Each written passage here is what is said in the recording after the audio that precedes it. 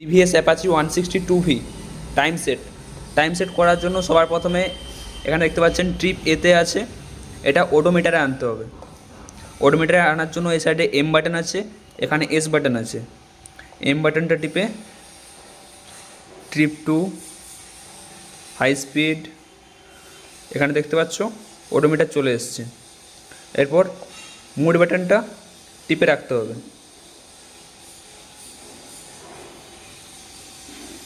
দেখতে পাচ্ছ টাইমটা ব্লিঙ্ক করছে। এস বাটনটা টিপে এখানে আনতে হবে। এম বাটনটা টিপে ঘড়িতে কটা বাজছে সেটা দেখে টাইমটা সেট করতে হবে।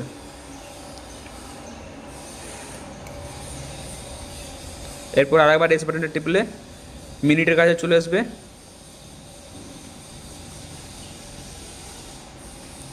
আর একবার টিপলে এমপিএমে চলে আসবে।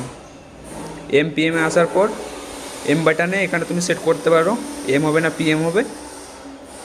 তারপর সেট হয়ে গেলে এস বাটনটা একবার ক্লিক করলে টাইমটা সেট হয়ে যাবে।